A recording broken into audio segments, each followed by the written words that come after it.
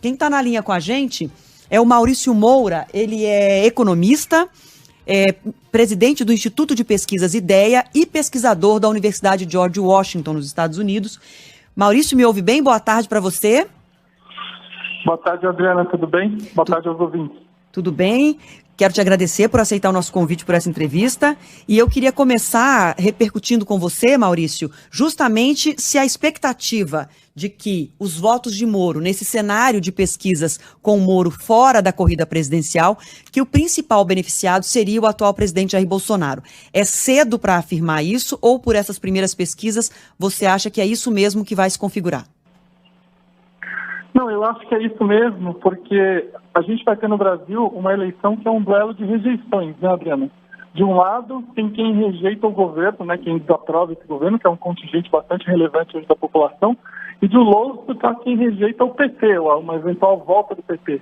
E o pequeno grupo de eleitores do Moro, eu falo pequeno porque eu sempre olho a pergunta espontânea de intenção de voto, que é aquela que o entrevistado não tem nenhuma alternativa.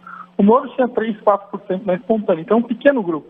Esse pequeno grupo é muito antipetista, então, obviamente, eles vão se acomodar agora e ao longo dos próximos meses na candidatura do Bolsonaro se ela for a única alternativa antipetista. Então, respondendo a sua pergunta, não me surpreende isso. Agora, existe alternativa? Porque, na verdade, o que, não falando especificamente só dessas pesquisas de hoje, mas as últimas pesquisas, todas elas indicavam a mesma situação. Somados, Bolsonaro e Lula têm 75%. Nessa pesquisa de hoje, 74%, se a gente considerar o cenário IPESP. 74% divididos entre Lula e Bolsonaro. E isso tem se configurado em quase todas as pesquisas divulgadas. O que cada vez mais, na nossa visão aqui, vai demonstrando uma inviabilidade de outro nome. Você descarta a terceira via ou acha que ainda pode surgir um outro nome nessa eleição de duelo de rejeições, algum outro nome que vai sair dessa briga, que vai levar o eleitor a olhar em outra direção?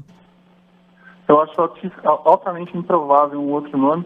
E eu não tenho, nem olhando a pergunta estimulada aí que você mencionou, na pergunta espontânea, a soma de Lula e Bolsonaro chega a 55%, que é muito mais alto de qualquer histórico de eleição presidencial no Brasil. Só para você ter uma ideia, Adriana, nessa época, em 2018, a soma do voto espontâneo de todos os candidatos estava 35%. Ou seja, é um pleito bastante polarizado. E, obviamente, né, quanto mais demorar para ter uma alternativa, e essa alternativa tem que ser exatamente uma alternativa, não várias como a gente tem hoje.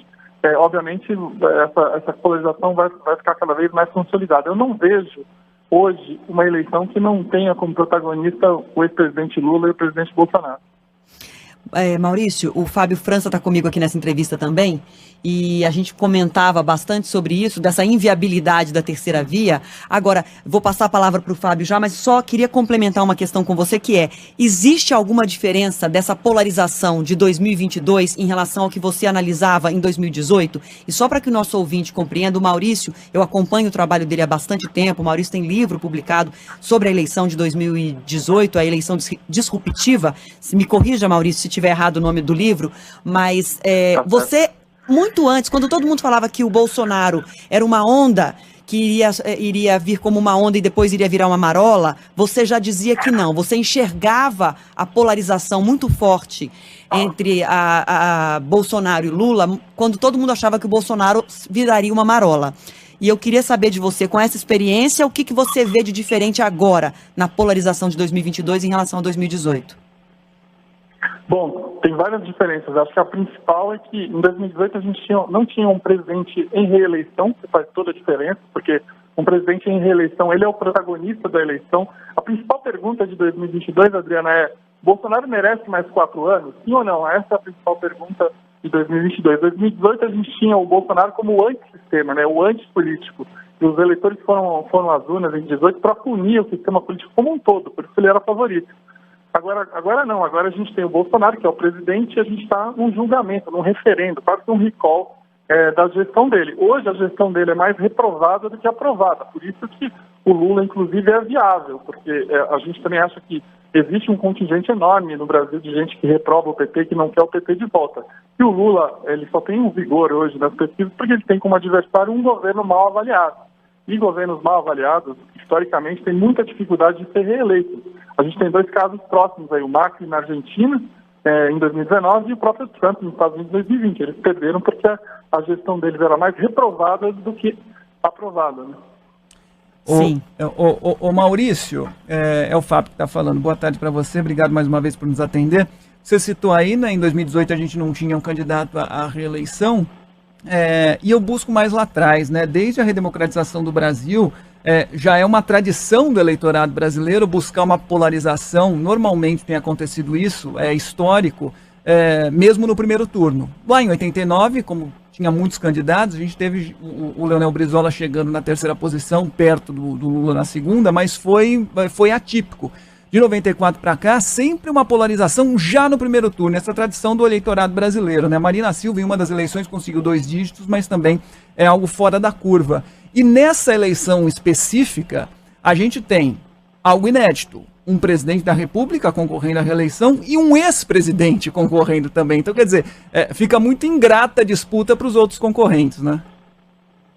Fica muito ingrata, mas só queria fazer um ponto que é importante, que uma coisa que acontece no Brasil desde 89 é o PT na cabeça dos eleitores, né? Você quer um PT no governo ou não. E uma coisa que tem acontecido direto é que Perdemos o contato com o Maurício? Um candidato voltou.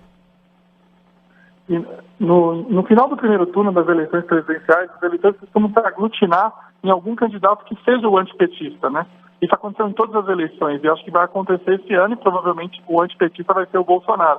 Então eu concordo com você, é uma missão muito ingrata nessa altura do campeonato a gente ter uma alternativa que não seja Lula e Bolsonaro.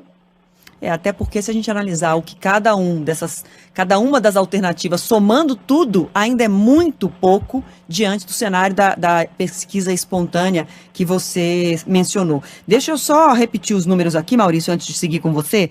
Na pesquisa IPESP, Lula aparece com 44% das intenções de voto e o atual presidente Jair Bolsonaro com 30% das intenções de voto. Eu estou fazendo eu estou confirmando esses números porque um ouvinte disse que em algum momento eu tinha falado Bolsonaro com 40. Eu confesso que eu mesma não sei se eu disse Bolsonaro com 40, mas na verdade, então, confirmando, porque esses números são muito importantes, Lula 44% das intenções de voto e Bolsonaro com 30%.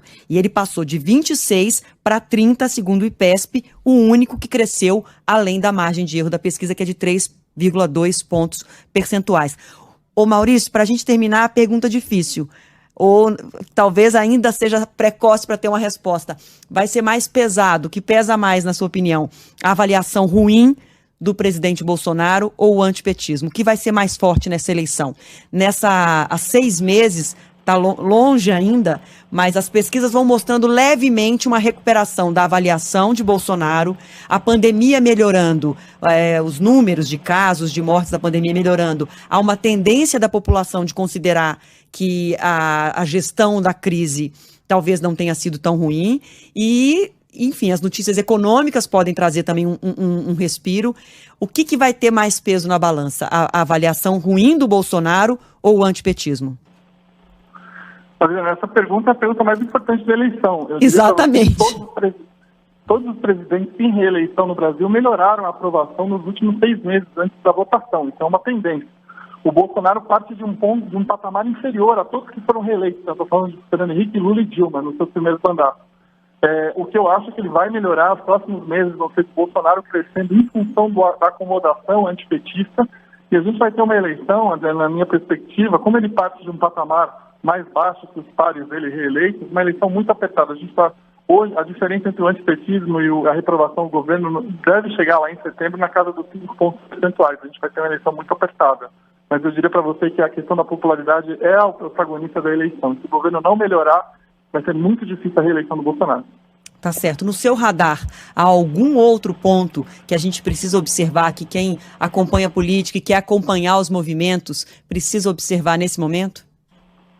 Eu acho que numa eleição apertada, Adriana, a gente tem que observar a abstenção, né? Para onde vai bater a abstenção, porque a polarização costuma aumentar a abstenção, esse é um ponto. O segundo ponto, o Brasil agora tem um app, um aplicativo do TSE que faz com que justificar o voto seja muito fácil, também pode aumentar a abstenção.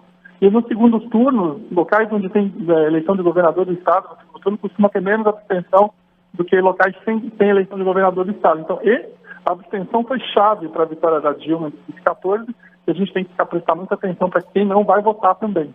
E considerando o eleitorado por segmentos, tem algum segmento que numa eleição disputada, polarizada, vai pesar mais? Homens, mulheres, jovens, idosos, público religioso, evangélico? Não, o histórico do Brasil é que as regiões metropolitanas hoje tem maior concentração de classe média, média alta, que é onde tem maiores focos de abstenção. Isso é fundamental, por exemplo, para Dilma ganhar do Aécio Neves em 2014. Tá certo.